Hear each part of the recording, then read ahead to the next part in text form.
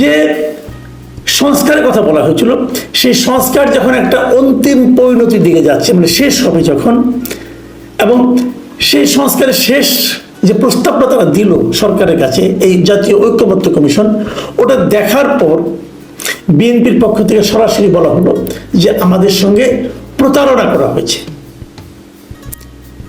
তো প্রতারণা হলো কেন? দুদিন আগে তো আপনারা সিগনেচার করে আসলেন, তো প্রতারণা কেন? এবং বিএনপির বক্তব্যটা হলো আমরা যা সিগনেচার করেছি এখন এই প্রস্তাবে আমরা তা পাচ্ছি না। আমরা যেভাবে সিগনেচার করেছি প্রস্তাবে সেটা নাই, উল্লেখ নাই। মানে এটা হলো অনেকটা এরকম আর কি, যে ওই বিয়ের অনুষ্ঠান দেখেন না, আলোচনা হয় কাবিন কত টাকা হবে, কি কি গহনা দেবে, কি কি করবে না, দেওয়া নেওয়ার একটা হিসাব হয়। তারপরে বিয়ে যখন পড়াতে যায় তখন দেখা যায় ওই গহনাগুলো আসে না, যে সমস্ত গহনা দেওয়ার কথা ছিল তার কিছুই দেয়নি, অথবা দিলে হয়তো ইমিটেশন দিয়েছে, অথবা দেয়নি। এটা নাকি ঝামেলা হবে না, সেই ঝামেলা হয়েছে। আরো বড় ঝামেলা হলো, বলা হয়েছিল কাবিন হবে মনে করেন 20 লাখ টাকা, এখন কাবিন হয়ে গেছে 2 লাখ টাকা। এটা তো একটা ঝামেলা, মেয়ের পক্ষ তো আপত্তি করবেই। এখন বিষয়গুলো এই ধরনের যে যা তারা অঙ্গীকার করেছে, অঙ্গীকারনামা যে সিগনেচার করেছে তারা, তার সঙ্গে প্রস্তাব যখন সেটা জনগণের কাছে পাঠাবে গণভোটের জন্য, তার সঙ্গে মিলছে না। বিএনপি আপত্তি করেছে। আবার গণভোট যেটা করবে সেই গণভোটটা কবে হবে এটা নিয়েও বিএনপির সঙ্গে জামাতের বিরাট বিরোধ। মানে ভাবখানে এরকম যে জামাতের বলছে যে এই নভেম্বরেই করতে হবে, বিএনপি বলছে নির্বাচন যখন হবে তখন করতে হবে। এখন এটা না করে ওটা করলে পরে দেশ উচ্ছন্নে যাবে, অথবা ওটা না করে এটা করলে বিএনপি ভাবছে যে এটাও দেশে উচ্ছন্নে যাবে। দেশ হবেটা কি? এই যখন বিরোধ চলছে তখন সরকার গত মাসের 28 তারিখে তারা বললো যে না ভাই আমরা আর পারছি না, আপনারা ঠিক করেন। তা আপনারা নিজেরা 7 দিন বসে ঠিক করেন। 7 দিনে তারা ঠিক করবে। আজকে 6ষ্ঠ দিন চলছে, আগামীকালকে 7 দিন শেষ হবে। তারা কি করেছে? কিছু ঠিক করতে পেরেছে? একটা মিটিংও করতে পারে না নিজেদের মধ্যে।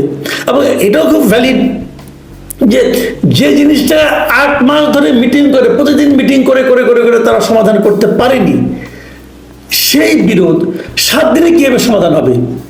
আবার আরেকটা প্রশ্ন আসছে যে এই বিরোধটা কি তৈরি করছে কে? এই বিরোধটা তৈরি করেছে ঐক্যমত্য কমিশন, এই আলী রিয়াজ সাহেব, মনির হায়দার, এরা এই বিরোধে একটা পাকিয়ে গোলমাল পাকিয়ে আরো 2 জনই কিন্তু যুক্তরাষ্ট্রে উড়াল দিয়ে চলে গেছে। এদের আর কোনো দায় দায়িত্ব নাই। এখন তোমরা ভুগো, কি করবা? এখন এটা নিয়ে চলছে, এখানে টানা হচ্ছে। ওনারা তো ওখানে আমেরিকায় মোটামুটি আরামে আছেন, এখন ট্রাম্পের রাজত্বে আছেন, ভালোই আছেন। তো ওনারা তো ওই দেশে নাগরিক ভাই, ওদেরকে আনছিলেন কেন আপনি? ঠিক আছে, আনছেন, করছেন, কি করছেন না করছেন আল্লাহ জানে। ভাই শুরু থেকে কিন্তু আমি প্রতিবাদ করছিলাম যে এই সমস্ত লোককে, এই সমস্ত ভাড়াটে বুদ্ধিজীবীকে আনেন না। এই দেশে কি লোক নাই? তারা কি কেউ বুঝে না? ডক্টর ইউনূস মনে করেন যে বিদেশি না হলে বোধহয় দেশ চলবে না, কারণ সব বিদেশিদের নিয়ে ভাড়া করে নিয়ে আসেন, কেমনে কেমনে টাকা নিয়ে আসেন যে তোমাদেরকে দেশ উদ্ধার করতে হবে, নিয়ে আসেন। তারপরে তারা যে কি দেশ উদ্ধার করে এটা আল্লাহ জানে আর ইউনূস সাহেব জানেন। যাক, সে আলোচনা করে আর ওনাকে আর কত বলবো? উনি তো এগুলো শুনেন না, শুনলে তো একটু লজ্জা টজ্জা পাইতেন, মনে হয় তাও পান না। যাই হোক, ওনারা চলে গেছেন। সরকার কি হুমকি দিয়েছে যে আপনারা যদি 7 দিনের মধ্যে করতে না পারেন তাহলে আমরা করব। ভাই আমার প্রশ্ন হলো, যদি আপনারা করেন তাহলে সেটা জুলাই সনদ কিভাবে হবে? সেটা ঐক্যমত্যের সিদ্ধান্ত কিভাবে হবে? ঐক্যমত্য মতো লোক থাকতে হবে, ওটা তো হবে সরকারি একটা সিদ্ধান্ত। আর যদি সরকারি সিদ্ধান্ত দেয় তাহলে এতদিন ধরে নাটক করার কি দরকার ছিল? বিভিন্ন সংস্কার কমিশনের রিপোর্টগুলো এনে পলিটিক্যাল পার্টিগুলিকে দিয়ে দিতেন, তারা একটা টিক চিহ্ন দিয়ে দিত, আপনি মিলিয়ে বলতেন যে এগুলো এসব একমত হয়েছে, অথবা এগুলো হলো, বাকিগুলো আপনারা পরে দেখেন, শেষ। এতদিন সময় নিলেন কেন? সময় নিয়েছেন এই কারণে, আসলে আপনারা সংস্কার চেয়েছেন কিনা জানি না, তবে সময় নিতে চেয়েছেন। যতদিন সময় নেওয়া যায় ততদিন ক্ষমতায় থাকা যায়, যতদিন ক্ষমতায় থাকা যায় ততদিন ঘি পাওয়া যায়, আঙুল বাঁকাও করতে হয় না, ঘি অটোমেটিক চলে আসে, আরামই আরাম। এই তো মতলবটা ভাই, এই মতলবগুলো আমরা বুঝি।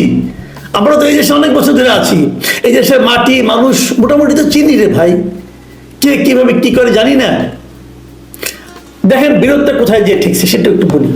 কালকে 7 তারিখ, কালকের আগে আজকে হলো শেষ দিন, কিন্তু আজকে আপনারা একটু দেখেন যে বিভিন্ন পলিটিক্যাল লিডাররা আজকে, বিশেষ করে এই বিরোধী যে 2টা দল আছে, এরা কে কি বলেছে এটা একটু দেখেন, শুনেন, তাহলে বুঝতে পারবেন।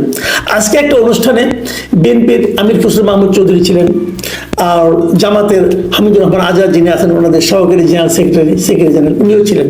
একই মিটিংয়ে পাশাপাশি বসে ওনারা কিন্তু পরস্পরের বিরুদ্ধে কথা বলেছেন। আমির হোসেন মাহমুদ চৌধুরী কি বলছেন যে আপনারা কথায় কথায় রাস্তায় যাবেন, যদি বৃহত্তম দল যদি নামে তাহলে কিন্তু সংঘাত হবে। তার মানে কি বৃহত্তম দলকে মানে ওনারা নিজেরা, আর হুমকি দিলেন কাকে? জামাতকে। একসময় তো প্রেম ছিল রে ভাই, এখন জামাত আর বিএনপিতে লেগে গেল কারণ এই যে জুলাই সনদ এবং তার বাস্তবায়ন প্রক্রিয়া নিয়ে বিএনপি যে অবস্থানে, জামাত তার বিপরীত অবস্থানে। জামাত বলছে এইভাবেই হবে, জামাত বলছে যে এই নভেম্বরের মধ্যে গণভোট হতে হবে, বিএনপি বলছে গণভোট হবে নির্বাচনের দিন, এত আগে না। আর বিএনপি বলছে আমরা যে সমস্ত নোট অফ ডিসেন্ট দিয়েছিলাম সেগুলোকে অন্তর্ভুক্ত করতে হবে। এটা হলো একটা বেসিক। আরো 5 দফা আছে জামাতের সব মিলে 5 দফা, এবং 5 দফার দাবিতে তারা তো আন্দোলন মাঠে নামছে।